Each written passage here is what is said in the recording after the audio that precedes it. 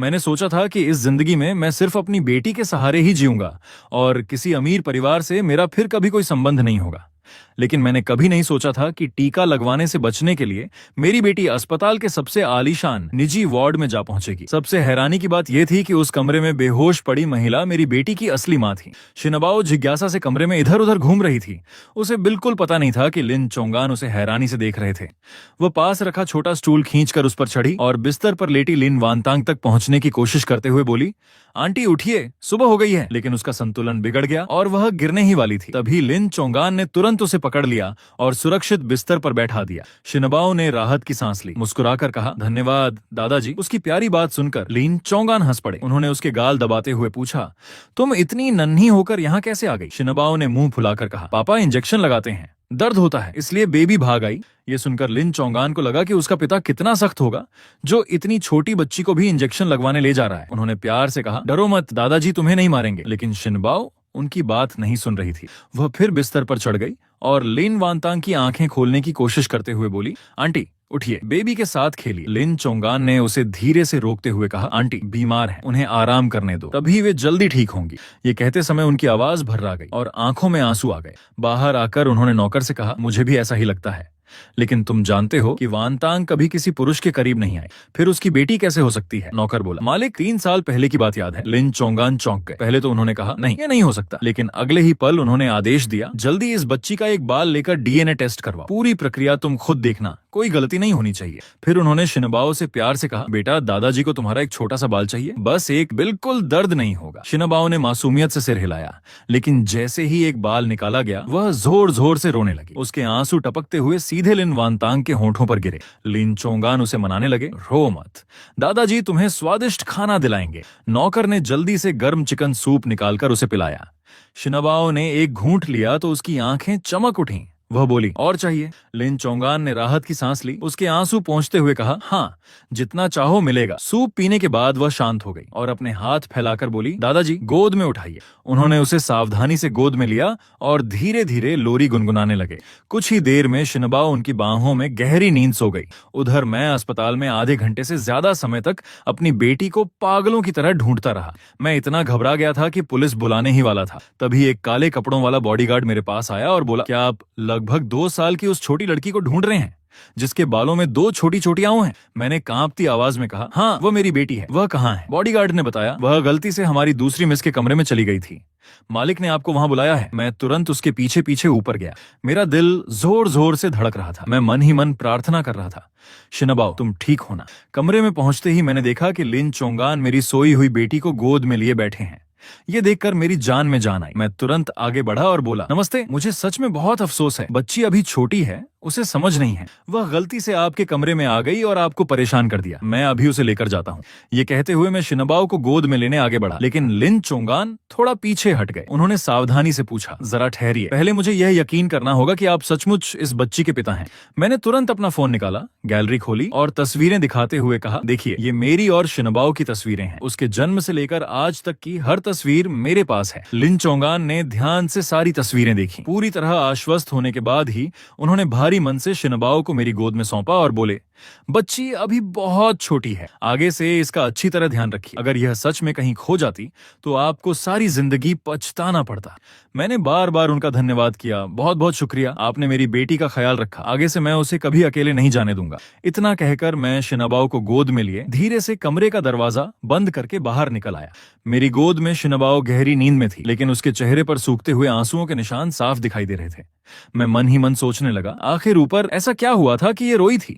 हालांकि मेरे मन में कई सवाल थे, लेकिन टीका लगवाना जरूरी था। मैं उसे टीकाकरण कक्ष में ले गया। डॉक्टर ने सावधानी से इंजेक्शन लगाया। दर्द महसूस होते ही वह नींद से जाग गई और जोर जोर से रोने लगी। पापा दर्द हो रहा है, नहीं चाहिए। मैंने उसे सीने से लगाकर प्यार से समझाया, मेरी बहादुर बच्ची, बस हो गया, अब दर्द नहीं होगा। इंजेक्शन के बाद हम तुम्हारे लिए टॉफी खरीदेंगे, ठीक है? डॉक्टर ने भी एक लॉलीपॉप निकालकर उसे दिया और कहा, रो मत, इसे खाओ, फिर दर्द भूल जाओगी। शिनबाओ ने सुबकते हुए लॉलीपॉप पकड़ लिया और धीरे धीरे उसका रोना बंद हो गया। आंखों में आंसू लिए उसने लॉलीपॉप मेरी तरफ बढ़ाया और बोली, पापा खोल दो। उसका मासूम चेहरा देखकर मेरा दिल पिघल गया। मैं ज्यादा मिठाई नहीं खिलाना चाहता था, लेकिन फिर भी मैंने उसके लिए रैपर खोल दिया। वह खुशी खुशी लॉलीपॉप चूसने लगी। उसकी छोटी छोटी आंखें सिकुड़ गईं और बीच बीच में उसे हिचकी भी आ रही थी।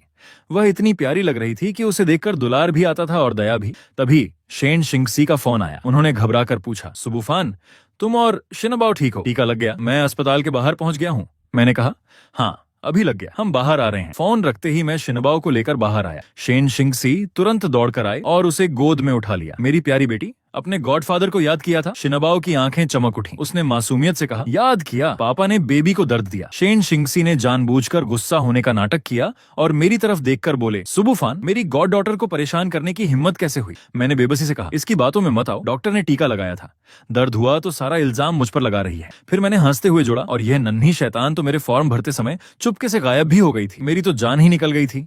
शेन शिंगसी जानते थे कि शिनबाओ छोटी सी होते हुए भी बातें याद रखती हैं, इसलिए उन्होंने तुरंत विषय बदल दिया। चलो अब झगड़ा नहीं करेंगे। गॉडफादर, तुम्हारे लिए ढेर सारे खिलौने और स्नैक्स लाए हैं, घर चलें? शिनबाओ खुशी से उछल पड़ी। हाँ, स्नैक्स चाहिए, खिलौने चाहिए। घर लौटते समय मैं उसके सिर पर हाथ फेरते हुए बोला, बेटा ऊपर तुम क्यों रो रही थी? कुछ देर बाद उसने अपने सिर को छूते हुए कहा, दादाजी ने बाल खींचा, दर्द हुआ, बेबी रोई। फिर दादाजी ने स्वादिष्ट सूप दिया। ये सुनकर मैं थोड़ा हैरान हुआ। मैंने प्यार से समझाया, बेटा आगे से कभी अकेले कहीं मत भागना।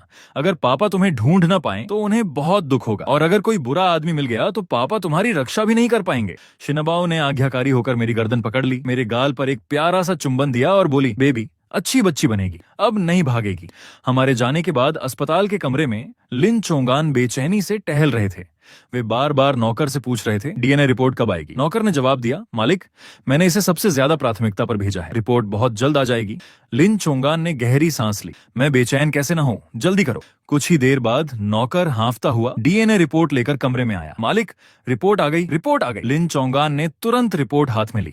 जैसे ही उन्होंने परिणाम पढ़ा, उनके चेहरे पर खुशी छा गई और वे जोर से हंस पड़े। हाँ, बहुत बढ़िया, वो सचमुच मेरी प्यारी पोती है। जल्दी लोगों को भेजो, मेरी पोती और उसके पिता दोनों को सम्मान के साथ लीन परिवार में वापस ले आओ।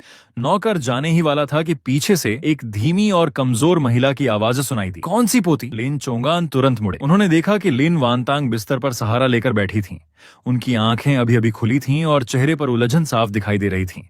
वे खुशी से उनके पास दौड़े। वानतांग, तुम जाग गई, आखिरकार तुम होश में आ गई। लिन वानतांग ने कमजोर आवाज में पूछा, पापा आप किस पोती की बात कर रहे हैं? कहीं ऐसा तो नहीं कि पोती की चाह में आपने किसी और की बच्ची को अपना मान लिया हो? लिन चोंगान पहले तो चौंक गए, फिर मुस्कुराते हुए बोले, अभी अभी होश में आई हो और आते ही मुझ पर शक करने लगी। पहले यह रिपोर्ट देखो। उन्होंने डीएनए रिपोर्ट उसके हाथ में दे दी। लिन वानतांग ने रिपोर्ट ध्यान से पढ़ी। अगले ही पल उनके चेहरे का रंग उड़ गया, उनकी आंखें अविश्वास से फैल गईं। ये कैसे हो सकता है? घर लौटने पर शिनबाओ को बहुत भूख लगी थी। वो मेरा हाथ पकड़कर बार बार कह रही थी, पापा भूख लगी, दूध चाहिए। मैंने मुस्कुराकर उसके सिर पर हाथ फेरा। अच्छा, अभी बनाकर देता हूँ। मैंने जल्दी से दूध तैयार किया, उसका तापमान जांचकर उसे बोतल दे दी। आराम से पीना, कहीं मुंह न जल जाए। शिनबाओ ने बोतल पकड़ते ही जल्दी जल्दी दूध पीना शुरू कर दिया और बीच बीच में बोली, थैंक यू पापा। सोफे पर बैठे शेन शिंगसी मुस्कुराते हुए बोले, लगता है आज सचमुच बहुत भूख लगी थी। मैंने सिर हिलाया।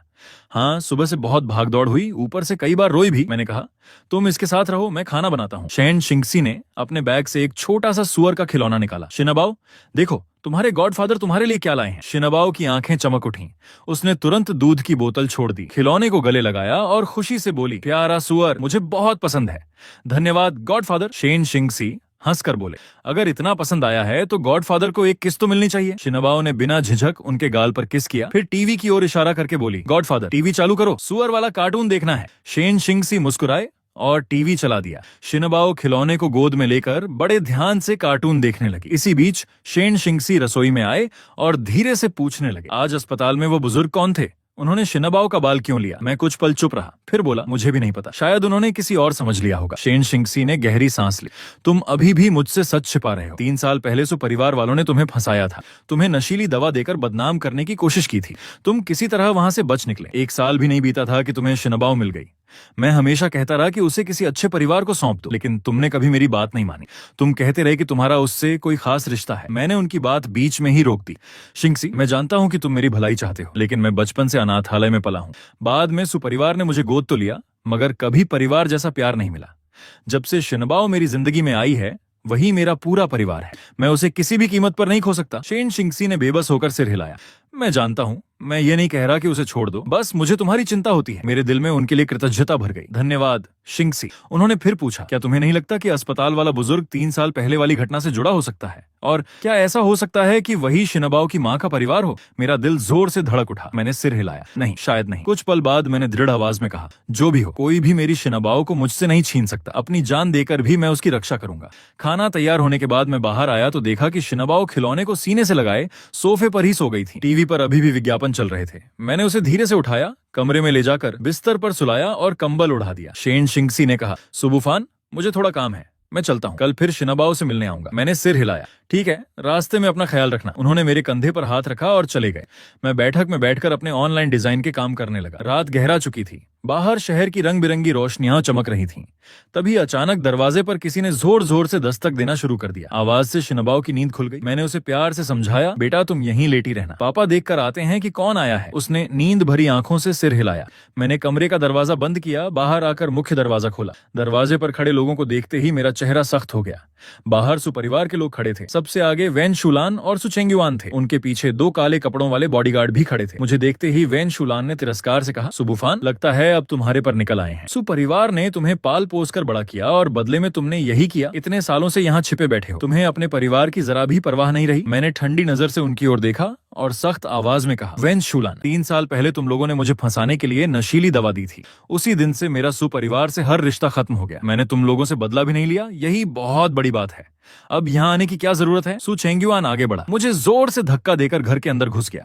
उसने मेरे छोटे से घर को तिरस्कार भरी नजरों से देखा और बोला, सुबुफान, अपनी हालत देखो। इतनी टूटी फूटी जगह में रहते हो और साथ में किसी अज्ञात बाप की औलाद को पाल रहे हो। तुमने सचमुच सुपरिवार की नाक कटवा दी। मैं गुस्से से कांप उठा। उसके सामने खड़ा होकर चिल्लाया, बाहर निकलो, ये मेरा घर है। यहाँ हंगामा करने का तुम्हें कोई हक नहीं। और सुन लो, शिनबाओ कोई नाजायज बच्ची नहीं है, वह मेरी बेटी है। उसके बारे में कोई एक शब्द भी गलत नहीं बोलेगा। सु चेंगुआन हंस पड़ा। बेटी? एक ऐसी बच्ची जिसकी माँ कौन है किसी को नहीं पता। वैन शुलान झुंझलाकर बोली, इससे बहस करने का कोई फायदा नहीं, इसे पकड़कर ले चलो। उसने पीछे खड़े बॉडीगार्डों को इशारा किया। वे तुरंत मेरी तरफ बढ़ने लगे। मेरा दिल बैठ गया। मुझे सबसे ज्यादा चिंता कमरे में सो रही शिनबाओ की थी। मैं जोर से चिल्लाया, कोई आगे मत आना, ये गैर कानूनी है, मैं पुलिस बुलाऊंगा। सु चेंगुआन ने झटके से मेरा फोन छीनकर जमीन पर पटक दिया। अब बुलाओ पुलिस। अभी वैन शुलान ने मेरे गाल पर जोरदार थप्पड़ मार दिया। मेरे होंठ सुन्न पड़ गए और आंखों में आंसू भर आए। मैंने गुस्से से उसे घूरते हुए कहा, तुमने मुझे थप्पड़ मारा? मेरी आंखों में आग भरी हुई थी। उसी समय जब बॉडीगार्ड मुझे पकड़ने आगे बढ़ रहे थे, अचानक बेडरूम का दरवाजा खुल गया। शिनबाओ अपने हाथ में खिलौने वाली पिस्तौल लिए दौड़ती हुई बाहर आई और मेरे सामने खड़ी हो गई। उसने मासूम लेकिन बहादुरी भरी आवाज में चिल्लाकर कहा, मेरे पापा को मत सताओ, तुम सब बुरे लोग हो। सु चेंगुआन ने नीचे झुककर उसे देखा और व्यंग्य से बोला, अरे ये छोटी सी लड़की तो अपने बाप की बड़ी रक्षा कर रही है, लेकिन अफसोस थोड़ी ही देर में यह अनाथ बनने वाली है। इतना कहकर उसने शिनबाओ के नाजुक गाल को जोर से नोच लिया। दर्द हो रहा है पापा। शिनबाओ जोर जोर से रोने लगी। उसकी आंखों से आंसू बहने लगे। अपनी बेटी को रोता देखकर मैं दौड़कर उसे छुड़ाने गया। सु चेंगुआन, उसे तुरंत छोड़ दो, जो करना है मेरे साथ करो। लेकिन उसने मुझे जोर से धक्का देकर जमीन पर गिरा दिया और मेरी बांह पर लात मारते हुए बोला, दूर हट, यहाँ तुम्हारा कोई काम नहीं। शिनबाओ ने मुझे गिरते देखा तो वह और जोर से रोने लगी।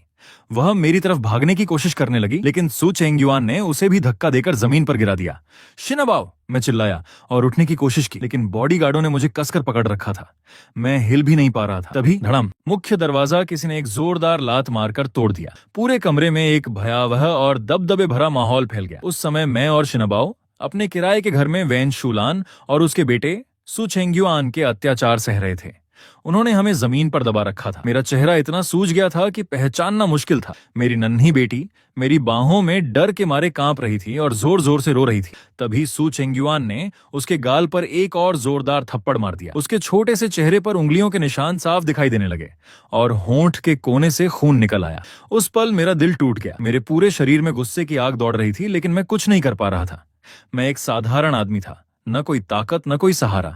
उनके प्रशिक्षित बॉडीगार्डों का मुकाबला कैसे करता? सु चेंगुआन बोला, माँ, इससे बेकार की बातें मत करो। इसे सीधे सुपरिवार ले चलते हैं। इसकी शादी मिस्टर ली से करवा देंगे और बदले में निवेश मिल जाएगा। सुपरिवार को हर हाल में बचाना है। वह घमंड से मुस्कुरा रहा था। उसका घिनौना चेहरा उसकी माँ से भी ज्यादा नफरत के लायक लग रहा था। फिर उसने शिनबाओ की तरफ इशारा करके कहा, और इस नाजायज बच्ची को भी साथ ले चलो, शायद इसे बेचकर भी अच्छा पैसा मिल जाए। यह सुनकर मेरी आंखें लाल हो गईं। नाजायज? वो मेरी जान से प्यारी बेटी थी। पिछले 2 सालों से वही मेरी जिंदगी जीने की वजह थी। मैं पूरी ताकत से उन्हें धक्का देकर हटाने की कोशिश करने लगा, लेकिन जैसे ही मैंने हिलना चाहा, बॉडीगार्डों ने मुझे और जोर से दबा दिया। मेरा सिर जोर से फर्श से टकराया। दर्द से मेरी आंखों के आगे अंधेरा छा गया। मेरे कानों में सिर्फ शिनबाओ की दिल दहला देने वाली चीखें गूंज रही थीं। तभी धड़ाम, एक जबरदस्त धमाके के साथ किराए के घर का दरवाजा उड़कर टूट गया। लकड़ी के टुकड़े पूरे कमरे में बिखर गए। सभी लोग एक साथ दरवाजे की ओर देखने लगे। दरवाजे पर एक लंबी, बेहद प्रभावशाली महिला खड़ी थी। उसने काला सूट पहन रखा था और उसकी मौजूदगी ही पूरे कमरे पर भारी पड़ रही थी। उसकी ऊंची एड़ी की सैंडल की आवाज हर कदम के साथ पूरे कमरे में गूंज रही थी। ऐसा लग रहा था जैसे हर कदम सीधे मेरे दिल पर पड़ रहा हो। उसके चेहरे पर कोई भाव नहीं था, लेकिन उसकी आंखें बर्फ से भी ज्यादा ठंडी थीं। उसने वैन शुलान, सुचेंग्युआन और उनके बॉडीगार्डों पर नजर डाली और पल भर में पूरे कमरे का माहौल जमसा गया। वैन शुलान भी उसकी मौजूदगी से घबरा गई। कुछ पल बाद उसने खुद को संभालते हुए अकड़कर पूछा, तुम कौन हो? हमारे मामले में दखल देने की हिम्मत कैसे हुई? महिला ने उसकी ओर देखा तक नहीं। उसकी नजर सीधे मेरी गोद में कांपती हुई शिनबाओ पर टिक गई। एक पल में उसकी बर्फ जैसी ठंडी आंखें नरम पड़ गईं। उनमें घबराहट और ममता की झलक दिखाई दी। वह तेजी से मेरे पास आई, झुककर शिनबाओ को अपनी बाहों में उठा लिया और बहुत प्यार से उसे सीने से लगा लिया, जैसे वह कोई दुनिया का सबसे कीमती खजाना हो। अजनबी की गोद में जाते ही शिनबाओ और जोर से रोने लगी। उसने अपना चेहरा महिला की गर्दन में छिपा लिया और उसकी जैकेट को कसकर पकड़ लिया। वह रोते रोते बस इतना कह पा रही थी, पापा पापा, दर्द हो रहा है। मैं ये सब देखकर पूरी तरह स्तब्ध रह गया। ये महिला कौन थी? वह मेरी बेटी के साथ इतना अपनापन क्यों दिखा रही थी? क्या वह शिनबाओ को जानती है? मैं कुछ समझ पाता उससे पहले वेन शुलान फिर चिल्लाने लगी, तुम करना क्या चाहती हो? बच्ची हमें वापस दो। वह हमारे सुपरिवार की है, तुम्हारा उससे कोई संबंध नहीं। इस बार महिला ने धीरे से सिर उठाया। उसकी आंखें फिर से पहले जैसी ठंडी हो गईं, बल्कि उससे भी ज्यादा। उसने एक शब्द भी नहीं कहा। वह मुड़ी और बिना किसी चेतावनी के सुचेंग्युआन के पेट पर इतनी जोरदार लात मारी कि वह उड़कर दीवार से जा टकराया और दर्द से कराहते हुए जमीन पर गिर पड़ा। चेंग्युआन! वैन शुलान घबराकर उसके पास दौड़ी और फिर बॉडीगार्डों पर चीख पड़ी, खड़े खड़े क्या देख रहे हो? इस पागल औरत को मार डालो। जो इसे मार देगा उसे 10 लाख रुपए इनाम दूंगी। पैसों का लालच सुनते ही दोनों बॉडीगार्ड महिला की तरफ दौड़ पड़े। मेरा दिल घबराहट से धड़कने लगा। मुझे डर था कि कहीं वह अकेली उनका सामना न कर पाए और कहीं शिनबाओ को फिर से चोट न लग जाए। लेकिन अगले ही पल मेरी सारी चिंता बेकार साबित हुई। महिला हल्का सा मुस्कुराई और उसने बस उंगलियां चटकाईं। अगले ही पल दरवाजे के बाहर से दर्जनों महिला बॉडीगार्ड अंदर घुस आए। कुछ ही सेकंड में उन्होंने दोनों गुंडों को जमीन पर दबोच लिया। उन्हें पलटकर जवाब देने का मौका तक नहीं मिला। यह नजारा देखकर वैन शुलान और सुचेंग्युआन के चेहरों का रंग उड़ गया। दोनों डर से कांपने लगे। वैन शुलान कांपती आवाज में बोली, तुम आखिर हो कौन? हमारा सुपरिवार कोई मामूली परिवार नहीं है। महिला ने शिनबाओ को सीने से लगाए हुए बर्फ जैसी ठंडी आवाज में कहा, कोई मामूली परिवार नहीं। उसकी आवाज का हर शब्द दबदबे और अधिकार से भरा हुआ था। जिस किसी ने भी मेरे आदमी और मेरी बेटी को हाथ लगाया है, उस सुपरिवार को अब कोई नहीं बचा सकता, चाहे खुद भगवान ही क्यों ना आ जाए। लिन वान तांग, यह नाम मुझे जाना पहचाना लगा। क्या यही वह मशहूर बिजनेस वुमन नहीं थी जिसकी पूरी व्यापारिक दुनिया में चलती थी? कहा जाता था कि वह फैसले लेने में बेहद कठोर है और उसके खिलाफ जाने वालों का अंजाम कभी अच्छा नहीं होता। लेकिन वह मुझे अपना आदमी क्यों कह रही थी और शिनबाओ को अपनी बेटी क्यों बता रही थी? मेरा दिमाग पूरी तरह उलझ गया। उसी पल 3 साल पहले की यादें अचानक मेरे सामने ताजा हो गईं। उस दिन मेरा जन्मदिन था। वैन शुलान ने मुझे फलों का जूस दिया था। उसे पीते ही मेरा पूरा शरीर सुन्न होने लगा। फिर उन्होंने मुझे घसीटकर बाहर ले जाने की कोशिश की ताकि मुझे मिस्टर ली के हवाले कर सकें। मैं किसी तरह वहां से भाग निकला। भागते भागते सड़क पर मेरी मुलाकात एक नशे में धुत महिला से हुई। धुंधली सी याद है कि उसने मेरा हाथ पकड़ा और मुझे एक होटल के कमरे में ले गई। क्या वो महिला लिन वानतांग ही थी? उधर लिन वानतांग ने शिनबाओ के सिर पर प्यार से हाथ फेरा और बहुत कोमल आवाज में कहा, मेरी बच्ची रो मत, माँ तुम्हारा बदला लेगी। उसकी आवाज में अब पहले जैसी ठंडक नहीं थी, बल्कि सिर्फ ममता थी। फिर उसने अपने बॉडीगार्डों की तरफ देखा और आदेश दिया, इन दोनों को उठाकर सीधे सुपरिवार के घर फेंक दो और झेंगटिंग से कहना उसके प्यारे बेटे ने मेरी बेटी पर हाथ उठाया है।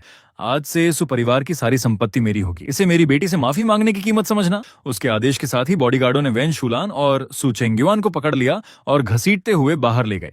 इस बार उनमें जरा भी विरोध करने की हिम्मत नहीं बची थी। वे सिर्फ रो रहे थे और दया की भीख मांग रहे थे। उनकी चीखें सुनकर मेरे दिल को एक अजीब सी राहत मिली। आखिरकार बुराई को उसकी सजा मिल ही गई।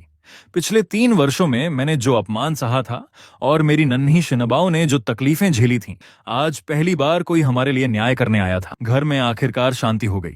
मैं किसी तरह उठ खड़ा हुआ। अपने चेहरे के घावों और सिर के पीछे हो रहे तेज दर्द की परवाह किए बिना मैं दौड़कर शिनबाओ के पास पहुंचा। मैंने उसे बांहों में भर लिया। बेटा, मुझे माफ कर दो। पापा तुम्हारी रक्षा नहीं कर पाए, तुम्हें इतनी तकलीफें उठानी पड़ी। मेरी आवाज भर्रा गई और आंखों से आंसू रुक ही नहीं रहे थे। उसके सूजे हुए गाल और होंठ के कोने पर जमे खून को देखकर मेरा दिल अपराध बोध से भर गया। पिछले 3 सालों से मैंने अपनी पूरी ताकत लगाकर उसे हर मुश्किल से बचाने की कोशिश की थी, लेकिन आज फिर भी वह इतनी बुरी तरह घायल हो गई। मैं खुद को पूरी तरह असहाय महसूस कर रहा था। लीन वान तांग ने मुझे नहीं रोका। उन्होंने बहुत सावधानी से शिनबाओ को मेरी गोद में सौंप दिया। उनकी आंखों में कई भाव एक साथ थे, पछतावा, दर्द और एक ऐसी भावना जिसे मैं समझ नहीं पा रहा था। उन्होंने शांत लेकिन दृढ़ स्वर में कहा, लिन परिवार, चलो, डॉक्टर पहले से इंतजार कर रहे हैं। उनकी आवाज ऐसी थी जिसमें इनकार की कोई गुंजाइश नहीं थी। शिनबाओ का चेहरा बहुत ज्यादा सूज गया है। बच्चों की त्वचा बहुत नाजुक होती है, अगर देर हुई तो निशान रह सकता है। मैंने बिना कुछ कहे हामी भर दी। मैं मना भी नहीं कर सकता था। शिनबाओ का इलाज सबसे जरूरी था और मैं यह भी जानना चाहता था कि क्या वही सचमुच 3 साल पहले होटल में मिली वह महिला थी। वह अचानक मेरी जिंदगी में क्यों लौटी और उसने शिनबाओ को अपनी बेटी क्यों माना। लिन वानतांग रसोई में गई, फ्रिज से बर्फ निकाली, उसे तौलिए में लपेटकर मेरी ओर बढ़ाया। पहले उसके गाल पर यह रखो, सूजन कम हो जाएगी। उनकी आवाज सामान्य थी, लेकिन मुझे महसूस हो रहा था कि उनकी नजरें लगातार मेरे घायल चेहरे पर टिकी हुई थीं। मैंने बर्फ लेकर बहुत धीरे धीरे शिनबाओ के गाल पर रखी, जैसे किसी अनमोल खजाने को छू रहा हूं। मुझे अपने घावों का बिल्कुल ध्यान नहीं था और मुझे यह भी पता नहीं चला कि लिन वानतांग की आंखों की ठंडक अब गायब हो चुकी थी। उसकी जगह एक हल्की सी कोमलता आ गई थी। शिनबाओ मेरे सीने से लगकर धीरे धीरे शांत हो गई। उसने अपना छोटा सा सिर मेरी गर्दन से सटाया और धीमी आवाज में बोली, पापा, दर्द नहीं, बेबी ठीक है। उसकी ये बात सुनकर मेरा दिल और भी भर आया। इतनी छोटी बच्ची इतना दर्द सहने के बाद भी मुझे ही दिलासा दे रही थी। लिन परिवार जाते समय शिनबाओ रोते रोते थक चुकी थी। वह मेरी गोद में चुपचाप पड़ी थी। उसकी पलकों पर अब भी आंसुओं की बूंदें थीं और सोते हुए भी वह हल्के हल्के सिसक रही थी। नींद में भी वह बड़बड़ा रही थी, पापा मत मारो। मैंने उसे और कसकर सीने से लगा लिया। मेरी आंखों से फिर आंसू बह निकले। मैंने मन ही मन कसम खाई, अब चाहे कुछ भी हो जाए, मैं अपनी बेटी को फिर कभी किसी तकलीफ में नहीं पड़ने दूंगा। कार का एसी थोड़ा ठंडा था। मैंने अपनी जैकेट उतारकर शिनबाओ पर डाल दी और खुद सिर्फ टी शर्ट में बैठा रहा। ठंड लगने से मैं अनजाने में कांप उठा। मुझे लगा था कि लिन वानतांग शायद इस पर ध्यान नहीं देंगी, लेकिन अगले ही पल उन्होंने बिना कुछ कहे कार का हीटर तेज कर दिया और एसी की हवा मेरी तरफ मोड़ दी। फिर भी उन्होंने सख्त लहजे में कहा, बीमार मत पड़ना, अगर तुम्हें कुछ हो गया तो मेरी बेटी की देखभाल कौन करेगा। मैं कुछ पल के लिए चुप रह गया। मैंने उनकी ओर देखा। वह पूरी तन्मयता से गाड़ी चला रही थी। उनका चेहरा बेहद शांत और सुंदर था। मेरे मन में एक अजीब सी गर्माहट महसूस हुई, लेकिन मैंने कुछ नहीं कहा, बस शिनबाओ को और कसकर पकड़ लिया। मैं जानता था वह अब भी मुझ पर पूरी तरह भरोसा नहीं करती थी। आखिर 3 साल पहले जो हुआ था, शायद उनके लिए भी वह किसी बुरे सपने से कम नहीं था और उनकी नजर में शायद मैं ही उस घटना का जिम्मेदार था। कुछ देर बाद कार एक पहाड़ी पर बने विशाल लिन परिवार के महल नुमा घर में पहुंची। वह जगह मेरी कल्पना से भी कहीं ज्यादा भव्य थी। ऐसा आलीशान घर मैंने पहले सिर्फ टीवी में देखा था। जैसे ही कार अंदर पहुंची, सफेद बालों वाले एक बुजुर्ग पहले से दरवाजे पर खड़े दिखाई दिए। उनके साथ डॉक्टरों की पूरी टीम भी मौजूद थी। कार पूरी तरह रुकी भी नहीं थी कि वे तेजी से उसकी ओर बढ़े।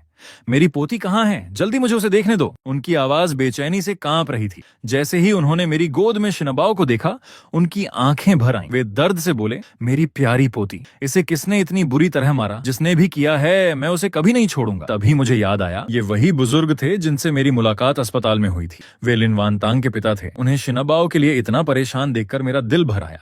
मेरी बेटी ने आज तक कभी दादा दादी या नाना नानी का प्यार नहीं देखा था। आज पहली बार कोई उसे इतनी शिद्दत से अपना मानकर उसकी चिंता कर रहा था। तभी लिन वानतांग ने कार का दरवाजा खोला और शांत स्वर में कहा, अंदर चलकर बात करते हैं। लिन वानतांग ने हाथ बढ़ाकर कहा, शिनबाओ, मुझे दे दीजिए। उसे गोद में लेकर उतरना आपके लिए मुश्किल होगा। मैंने बिना झिझक जवाब दिया, नहीं, अगर कोई और उसे गोद में लेगा तो वह जाग जाएगी। शिनबाओ सिर्फ मुझे पहचानती थी। मेरे अलावा अगर कोई उसे उठाता तो वह रोने लगती। मैं नहीं चाहता था कि वे फिर से डरकर जाग जाए। लिन वानतांग ने जोर नहीं दिया। वह बस चुपचाप मेरे पास खड़ी रही और इस तरह मेरा ध्यान रखती रही कि कहीं मैं उतरते समय गिर न जाऊं।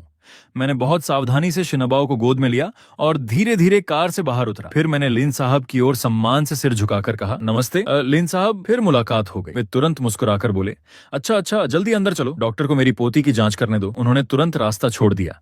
उनके चेहरे पर दादा का स्नेह साफ झलक रहा था। उन्होंने मेरी तरफ देखा। उनकी आंखों में जरा भी तिरस्कार नहीं था, बल्कि मेरे लिए भी चिंता थी। बेटा, तुम्हारा चेहरा भी बहुत सूज गया है, थोड़ी देर में डॉक्टर तुम्हारा भी इलाज करेंगे। हम सब घर के अंदर पहुंचे। डॉक्टर तुरंत शिनबाओ की जांच करने आगे आए। मैंने उसे बहुत सावधानी से सोफे पर लिटाया और उसके चेहरे पर रखा तौलिया धीरे धीरे हटाया।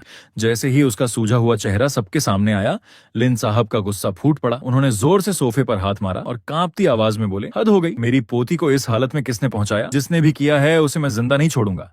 उनकी ऊंची आवाज मां से शिनबाओ की नींद टूट गई। उसने होंठ सिकोड़ कर रोना शुरू ही किया था कि मैंने तुरंत उसकी पीठ थपथपाई और प्यार से कहा, डरो मत बेटा, पापा यहीं हैं और दादाजी भी। अब कोई तुम्हें कभी नहीं सताएगा। लिन साहब को अपनी गलती का एहसास हुआ। उन्होंने एक नजर लिन वानतांग की तरफ देखा और उन्हें एक तरफ ले जाकर धीमी आवाज में पूछा, ये सब किसने किया? सच सच बताओ। लिन वानतांग ने शांत स्वर में कहा, सुपरिवार ने। सु झेंगटिंग की पत्नी वेन शूलान और उसका बेटा सु छेंग्युआन। उनकी आवाज शांत थी, लेकिन भीतर का गुस्सा साफ महसूस हो रहा था। उन्होंने आगे कहा, उन्होंने सुबुफान को भी मारा है। ये सुनते ही लिन साहब का चेहरा गुस्से से लाल हो गया। सुपरिवार, बहुत हिम्मत आ गई है उनमें। उन्होंने मेरे परिवार पर हाथ उठाने की जुर्रत की।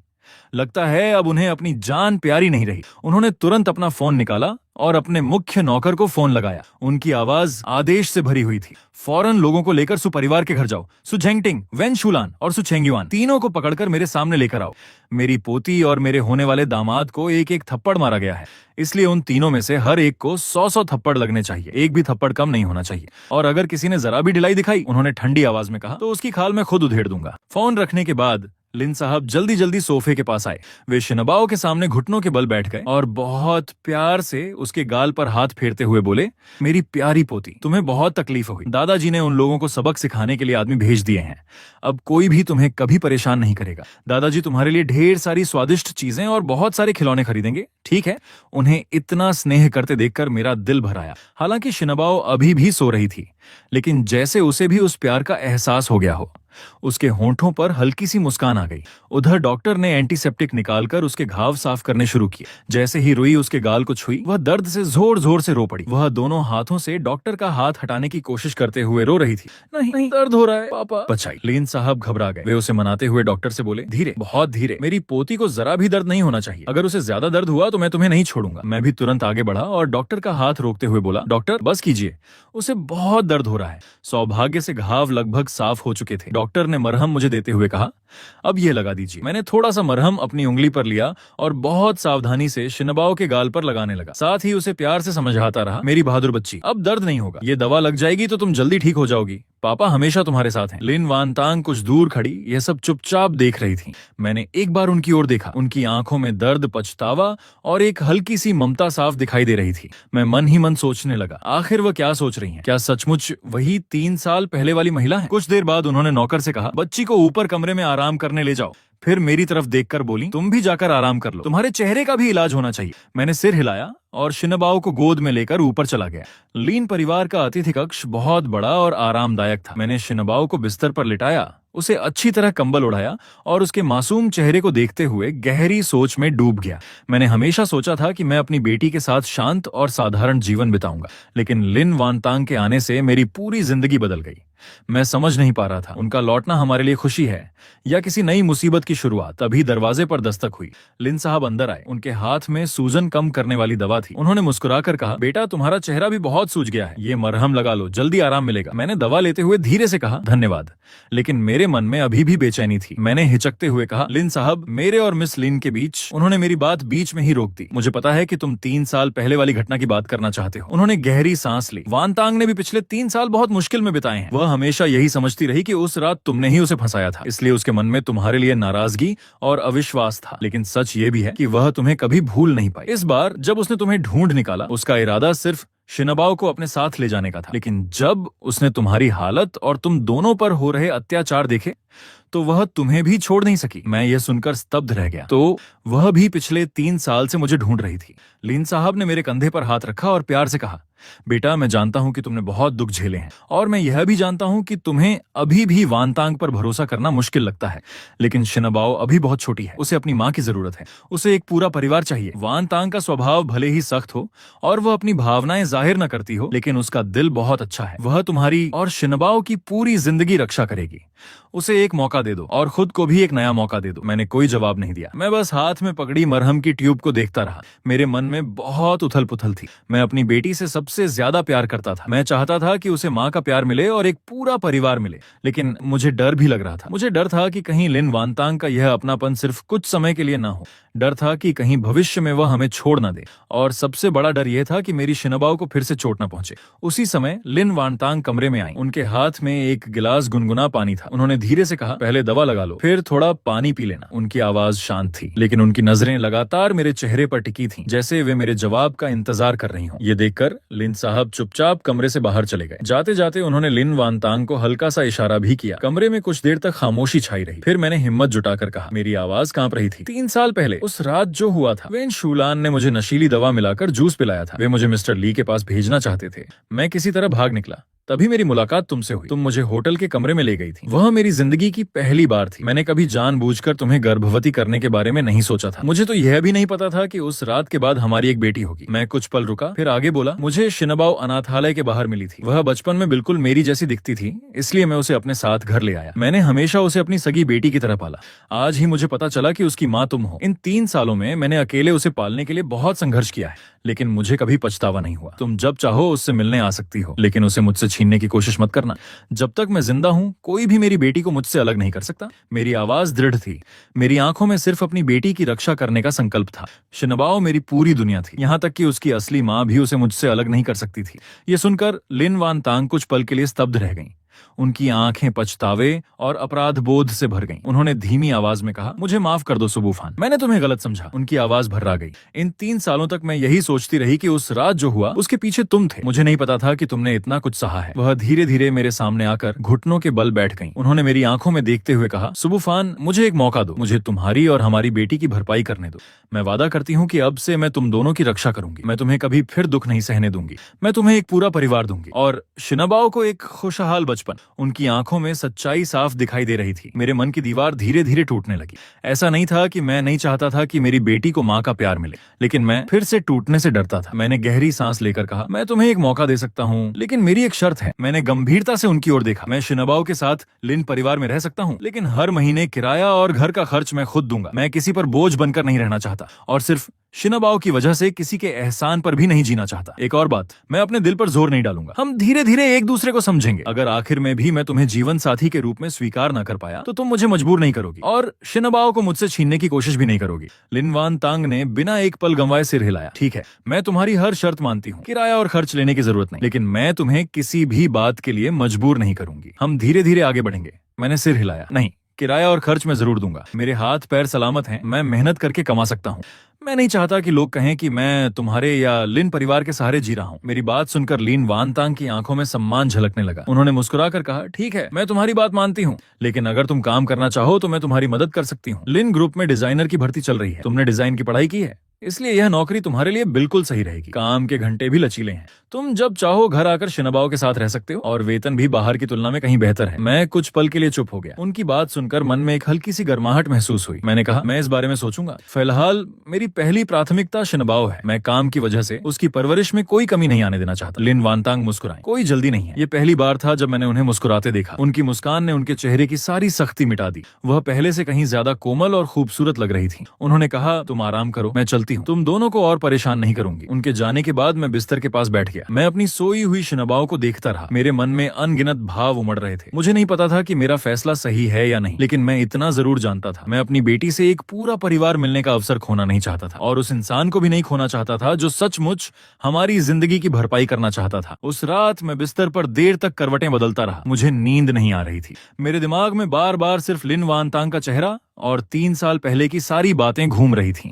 मैंने मोबाइल मोबाइल उठाकर अपनी और शिनबाओ की तस्वीरें देखी। तस्वीरों में शिनबाओ खिलखिलाकर मुस्कुरा रही थी। उसके गोल मटोल गाल उसे और भी प्यारा बना रहे थे। मैंने मन ही मन कसम खाई, भविष्य में चाहे कुछ भी हो जाए, मैं हमेशा अपनी बेटी की रक्षा करूंगा और उसे कभी कोई दुख नहीं होने दूंगा। अगली सुबह मैं खिलखिलाहट की आवाज से जाग गया। आंखें खोलकर देखा तो एक नन्ही सी बच्ची बड़े से पांडा वाले खिलौने पर चढ़कर मेरे बिस्तर तक पहुंचने की कोशिश कर रही थी। वह कोई और नहीं, मेरी शिनबाओ थी। उसने गुलाबी रंग का पायजामा पहन रखा था, उसके बाल पूरी तरह बिखरे हुए थे और वह एक नन्ही सी शरारती गुड़िया लग रही थी। उसके चेहरे की सूजन भी पहले से काफी कम हो चुकी थी। वह कई बार कोशिश करती रही लेकिन बिस्तर पर नहीं चढ़ पाई। गुस्से में उसने होंठ फुला लिए और उसके गोल मटोल गाल और भी प्यारे लगने लगे। मैंने हंसी रोक ली और सोने का नाटक करने लगा। मैं देखना चाहता था कि वह आगे क्या करेगी। कुछ देर बाद आखिरकार वह पांडा पर चढ़कर बिस्तर तक पहुंच गई। वह थक कर हाँफने लगी, फिर धीरे धीरे रेंगते हुए मेरे पास आई, अपनी छोटी सी हथेली से मेरा चेहरा छुआ और बोली, पापा उठो, शिनबाओ को भूख लगी है। शिनबाओ जाग गई। मैंने आंखें खोली, मुस्कुराकर उसके सिर पर हाथ फेरा और कहा, चलो पापा तुम्हें नाश्ता खिलाते हैं। ठीक है। शिनबाओ खुशी से उछल पड़ी। उसने मेरी गर्दन पकड़कर मुझे एक जोरदार किस कर दिया। उसकी लार मेरे पूरे चेहरे पर लग गई। मैं हंसते हुए बोला, ये छोटी सी शैतान सचमुच बहुत नटखट है। मैं उसे गोद में लेकर नीचे आया। लिन साहब पहले से ही डाइनिंग टेबल पर हमारा इंतजार कर रहे थे। टेबल पर तरह तरह का नाश्ता रखा था। ज्यादातर चीजें शिनबाओ के खाने लायक थीं। बाजरे का दलिया, अंडे की भाप में बनी पुडिंग, छोटे छोटे बन और कई तरह के फल। साफ पता चल रहा था कि उन्हें अपनी पोती से कितना प्यार है।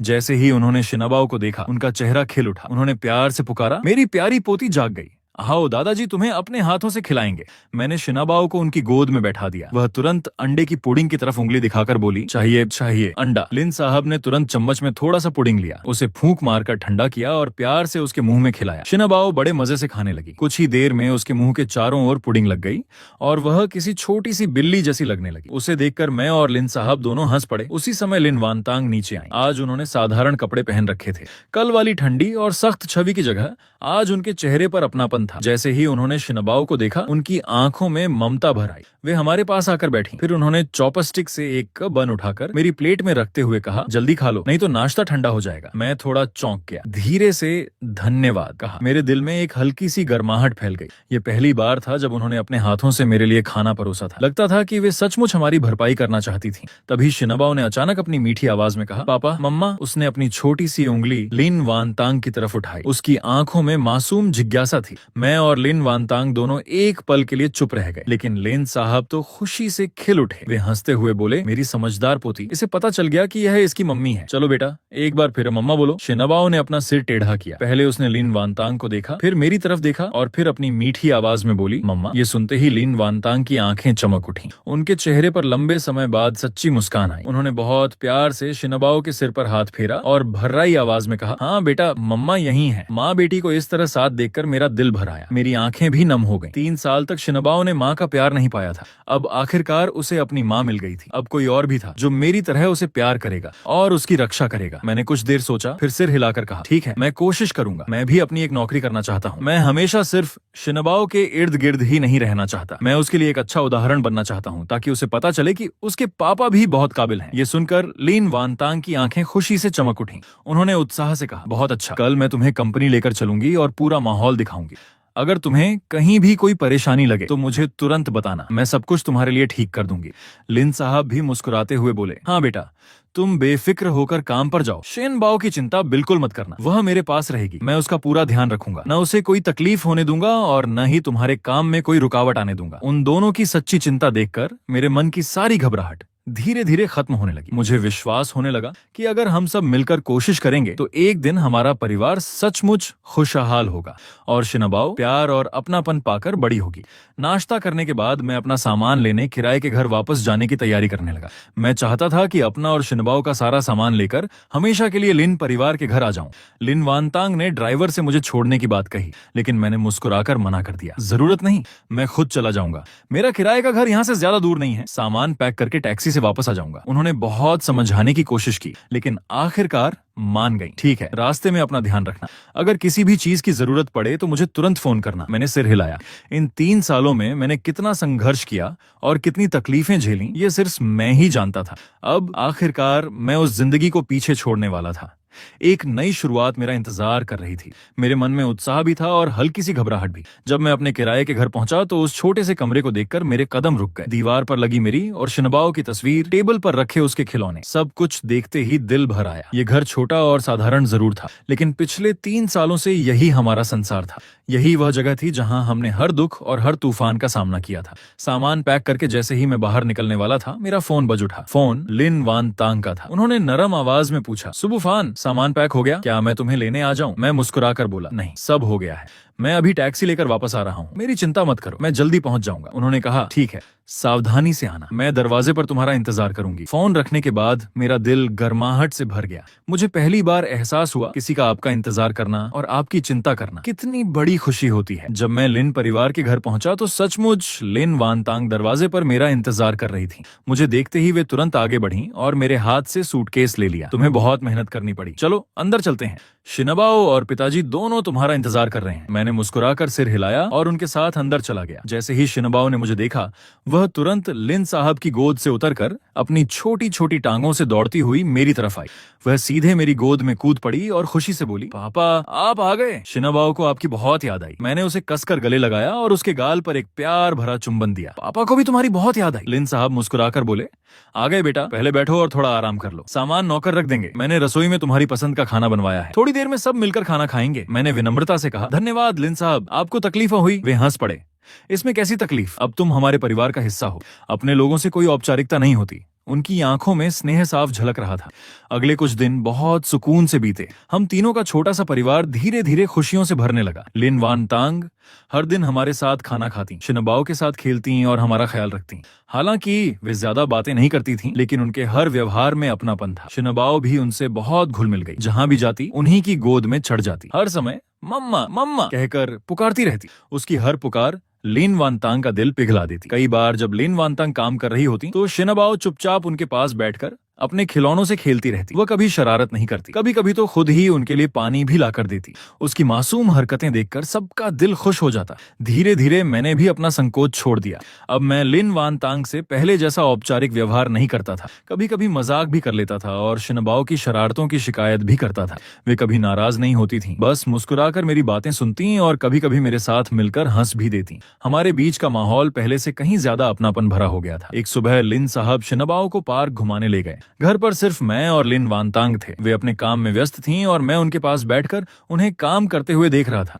उन्हें इतने ध्यान से काम करते देखकर मेरे मन में एक मीठी सी भावना जाग उठी। काम करते समय वे सचमुच बेहद आकर्षक लगती थीं। तभी उन्होंने लैपटॉप मेरी तरफ बढ़ाया और कहा, देखो ये तुम्हारे लिए मैंने जो पद चुना है, बताओ तुम्हें पसंद आया? उन्होंने उम्मीद भरी नजरों से मेरी ओर देखा। ये काम ज्यादा कठिन नहीं है, समय भी लचीला रहेगा।